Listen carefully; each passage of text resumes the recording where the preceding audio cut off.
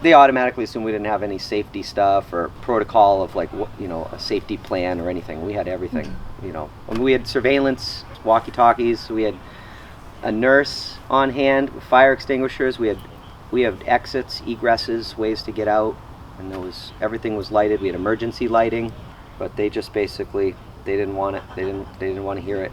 That was it. The fire inspector and the building inspector, they just walked right through. They didn't ask how it ran or what. They didn't ask if we had any safety stuff. They just, people have Christmas trees wrapped in extension cords, and their trees are in the house for a month. How that's okay. Right. So it was a lawyer walking out the door, just leaving, and she stopped him at the last second, and he was willing to take it on just like that. Like, just real nice guy. James Connors is the lawyer. He said, we'll file a civil injunction. They were pretty surprised. They said, wow, that'd be the first time anyone's ever done that in the town of Yarmouth. They tried saying it was a structure. We fought that pretty much, and then they tried to say congregation. That didn't really work out. And they basically said in the end it was an amusement because people are standing in line, they're waiting to see something, and it's a residential neighborhood. Everybody was on board with it anyways. The whole neighborhood, everybody was involved in it in some way or another. Never had the police come and say a word to us, ever. My friends were so devoted, they would come here every single day, after work, every day for a solid month, and help for whatever time it took to get things done every day. Yeah.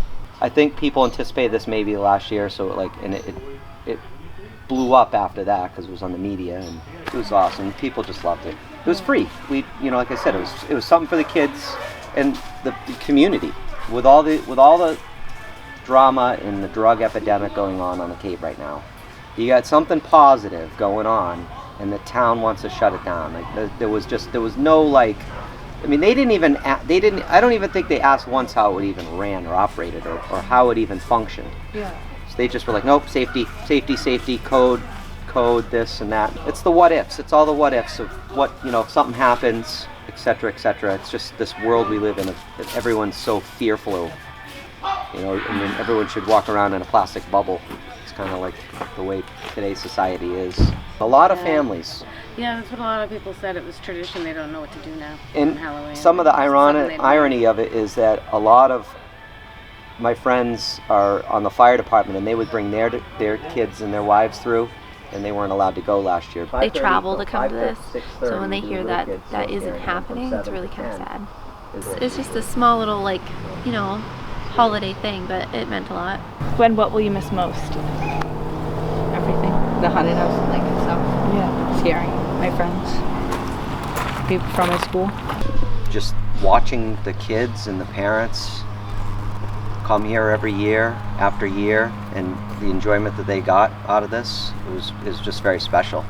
I give people something to do, and now there's not much to do in Yarmouth. You have to go either off Cape or to another town. There's not a lot offered for kids to do anymore. They put curfews on Halloween now, and they don't want anybody to have any fun anymore because they're too afraid of the what ifs and someone's going to get hurt, or it's just crazy the way everything's changed. Nowadays, there's no more common sense anymore. It's just society's fearful of everything. It's too bad. Hopefully someday we'll be able to do this again. And what are you going to do this year? This year I'm not doing anything. This year we are going to just have the yard set up, and maybe next year we'll do something on a commercial level somewhere else. We'll see.